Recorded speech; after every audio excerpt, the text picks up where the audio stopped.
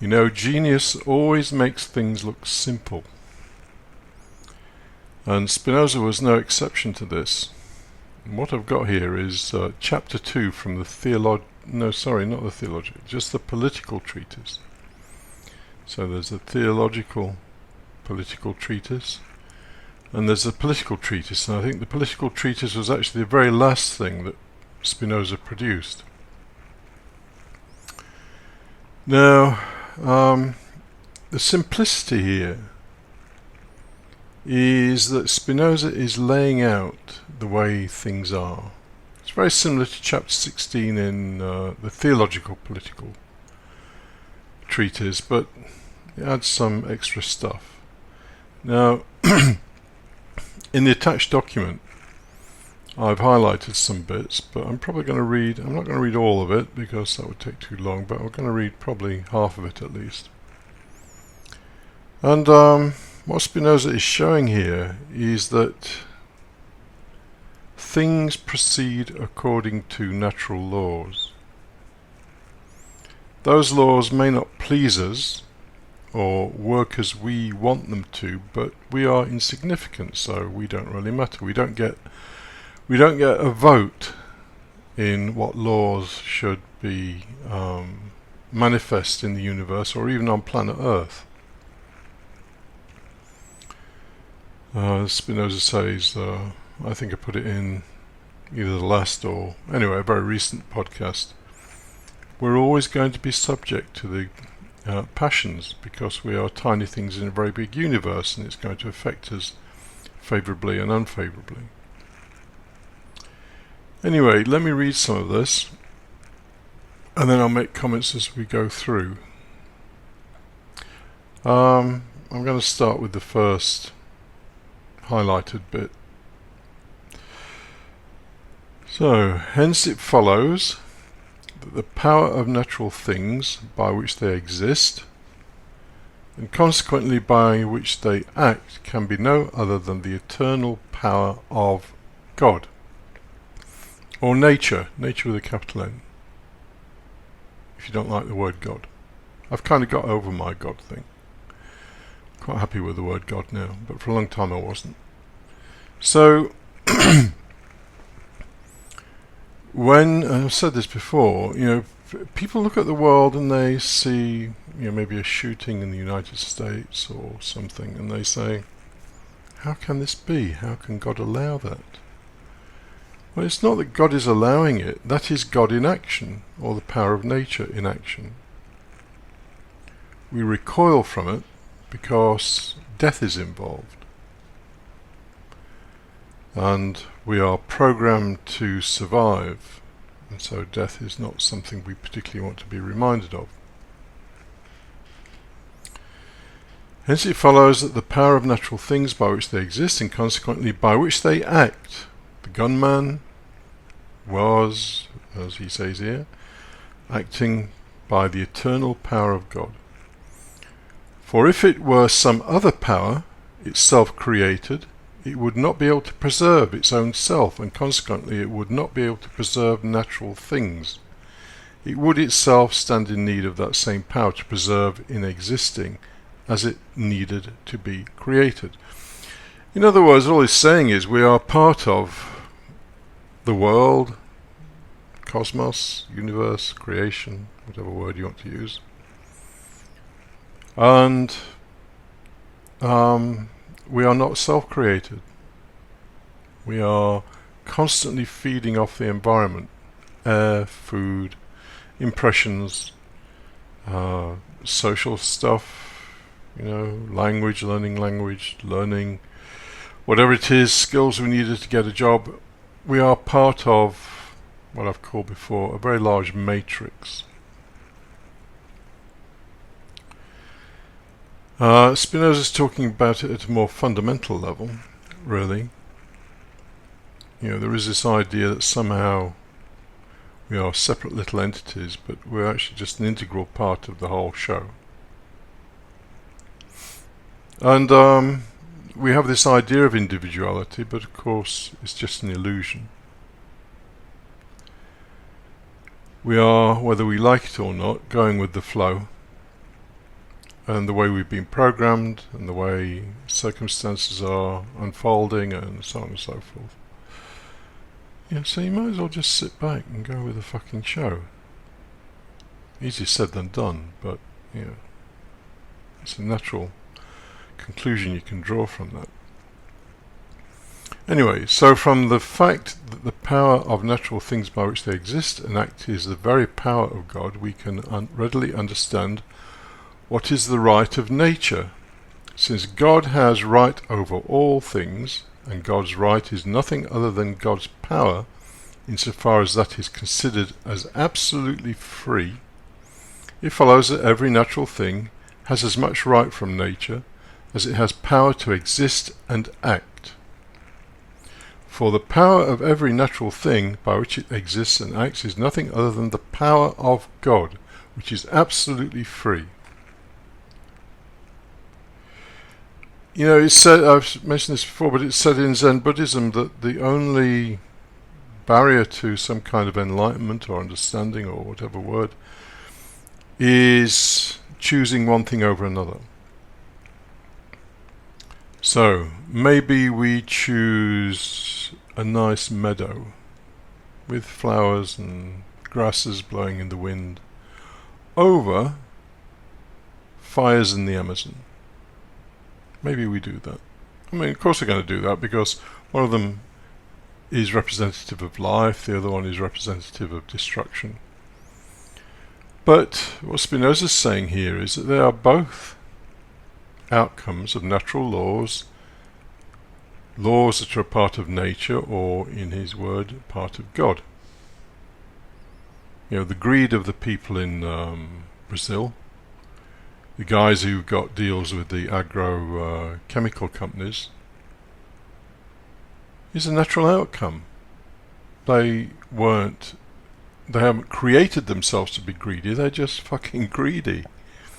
And they're happy to burn down the Amazon rainforest in order to line their pockets. And of course we see that as wrong, but actually it's a natural destructive force. They are part of destruction. What the outcome of that destruction will be, I really don't know. All I know is that destruction is as much a part of natural laws as creation. We see one thing and we recoil, and we see another and we like it, and that's the way we live our lives. Always bothered by something. Oh, isn't that lovely? Oh, isn't that terrible? You know, blah blah blah. And yet, you know, if you go through the ages, what is it? Wars, corruption, destruction. You know, a few people bringing some kind of light in all of it. Jesus Christ, Buddha, Spinoza, Kant, maybe Schopenhauer. Maybe Schopenhauer. Anyway, let me carry on with this. By the right of nature, then, I understand the laws or rules of nature in accordance with which all things come to be. That is, the very power of nature. So the natural right of nature as a whole, and consequently the natural right of every individual, is coextensive with its power. Whatever power you have, you didn't create, you've just got it. Nature's endowed you with that power, and you will use it to the max. So if you're a lying, cheating, stealing con man, I'm not going to say who I'm talking about, but I think you probably know, then that power, and there are millions of people who are swayed by easy talk, and that power is something you will exploit. It's the power of God. Consequently, whatever each man does from the laws of his own nature, he does by the sovereign right of nature. And he has as much right over nature as his power extends. Well, you know, Stalin had so much power that he could kill 20 million people. And Hitler had so much power he could kill 6 million Jews, or whatever the number was. And large industrialists have so much power that they can happily just pretty much destroy the environment and so on. As I say, that's not a judgment, it's just statement of how things are. And there will be people on the other side who are trying to correct what they see as aberrant behavior. And yeah, it goes the way it goes. As Gurdjieff said, the pacifist is just as much insane as the warmonger. Why? Because they're both identified. That's why. So, number 5. So if human nature was so constituted that men lived only as reason prescribes, and attempted nothing other than that, then the right of nature, insofar as that is considered as specific to man, would be determined solely by the power of reason. And of course we know that's not the case. People are not motivated by the power of reason. If they were, our lives would be somewhat more pleasant. But we're not motivated by reason. But men are led by blind desire more than by reason, and therefore their natural power or right must be defined not by reason but by any appetite. Any appetite. You know, I want that, I don't want that, I like this, I don't like that. By any appetite by which they may be determined to act and by which they try to preserve themselves. I do indeed admit that in the case of those desires which do not arise from reason, men are not so much active as passive. But since we are here discussing the universal power or right of nature, we cannot acknowledge any difference between desires that are engendered in us by reason and those arising from other causes. For in both cases they are effects of nature, explicating the natural force whereby man strives to persist in his being. So there are two ways that we strive to persist in our being. One is through reason, another one is through appetite. The appetite one is seen all the time. More money, bigger house, more sex, more or better quality food, better healthcare, you know, all that stuff. The appetites that drive people to make money and so on. Using reason is wholly different. You know, using reason, you wouldn't probably smoke, as I did for many years. So you can see I'm not a creature of reason. But then again, I've never met one anyway. But what he's saying is that whether it's reason or appetite, it's still nature at work.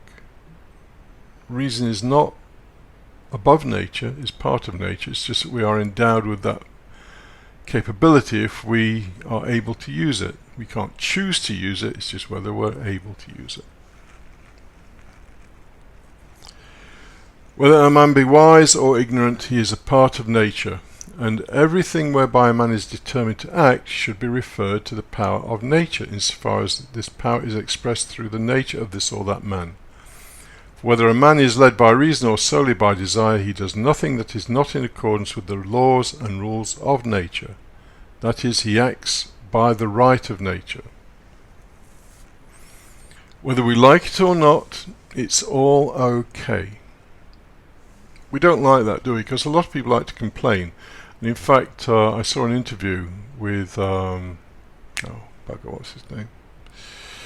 Pinker, Steven Pinker, who's written a book about reason and saying, oh, you know, things seemed actually are not all that bad. And he was saying that the news is full of bad stuff because people like bad stuff, because fear fear is a very, very strong motivator to read newspapers. Oh my God, the world's coming to an end. Oh my God, there's going to be a crash. Oh my God, the environment's falling apart. Oh my God, there's global warming. Oh my God, you know, Trump's doing this. Oh my God, ISIS is doing something else. People want to read it because they want somehow to become reassured that actually all this nasty stuff isn't going to affect them in some way. They want to know about it. They want to be prepared.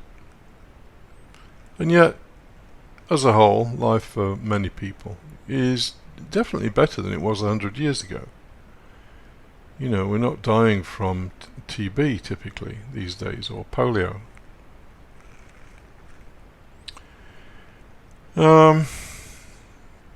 So, I've highlighted another bit here, 6. Yet most people believe that the ignorant violate the order of nature rather than conform to it. Wonderful statement. You know, you watch a bunch of thugs fighting at a football match or something. I mean, that may be a very British thing, but you see that and you think, well, you know, it shouldn't be like that, but actually you're wrong. As Spinoza says in part 1 of the Ethics, nature or God had no shortage of material to create all levels of perfection. So, you know, it can create everything from the total beast through to the most divine saint. Either way, they're both parts of creation or the universe. So yet most people believe that the ignorant violate the order of nature rather than conform to it. They think of men in nature as a state within a state. You think that men live differently somehow to the rest of nature. But we don't. We're part of nature, and so what we're doing is just a natural outcome. They hold that the human mind is not produced by natural causes, but is directly created by God, and is so independent of other things that it has an absolute power to determine itself and to use reason in a correct way. Oh, people make life hard for themselves.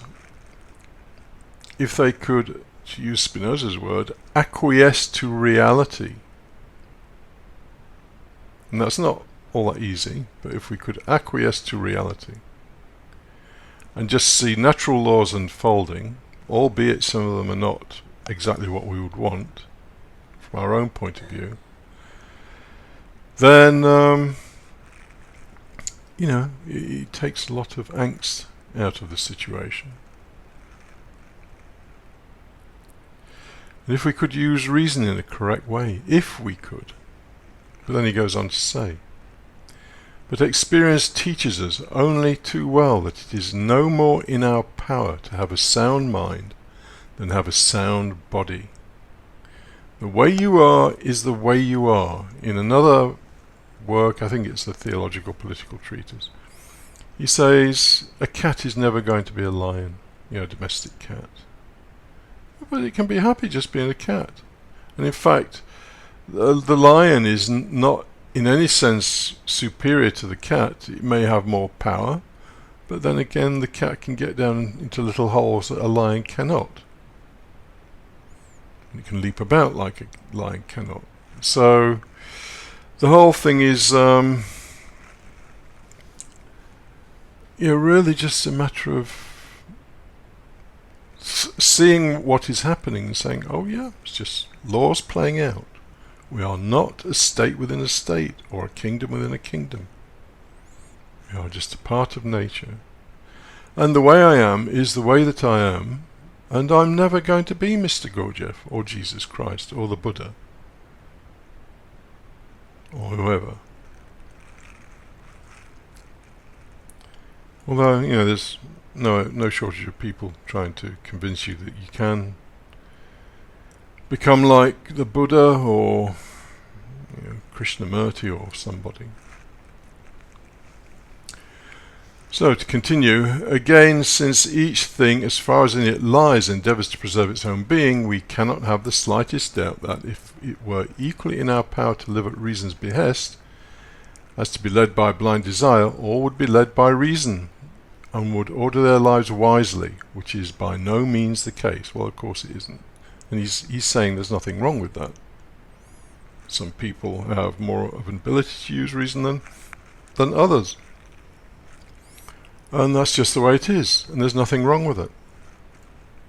Some people burn down rainforests to line their pockets. Other people are trying to save the ocean. Just the way it is. None of it is superior, or there's no praise or blame, to use Spinoza's words. Anyway, here's a absolute wonderful one-liner. For everyone is drawn by his own pleasure. Here's a startling thing. no matter what you do, you are doing it for pleasure. Pleasure is an increase of power, if you remember from part 3 of the Ethics. An increase of power is an increase in your survivability, because that's all we're bothered about, surviving in some way or other.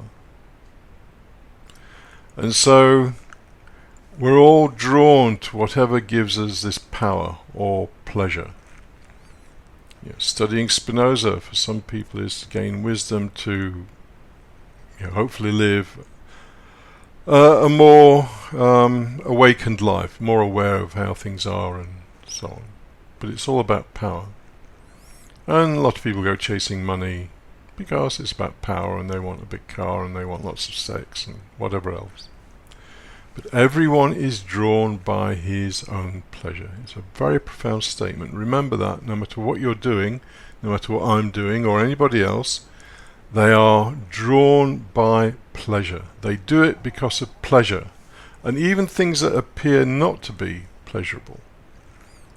Someone in mortification is doing it because they believe there's some better state or some reward available at the end of it. And then Spinoza goes into a whole pile of stuff about the fall, which I'm not interested in. Anyway, it's in the document. There's more to this. I'm not going to go through any more of it. That's 20 minutes. Anyway, hopefully that's that's given you more of a view on Spinoza's take on the whole nature of our existence. That no matter what's happening, it's okay. And at an individual level, it may not be okay from our point of view of our own survival or whatever, but actually it's just laws playing out. And this is what Spinoza seemed to achieve, a perspective beyond the personal, which, talking from a personal point of view, sometimes I have and sometimes I don't. Sometimes I get pissed off like anybody else. And sometimes I'm more free of me, which is a more desirable state in truth, but I can't always achieve it. Anyway, I hope that's been useful.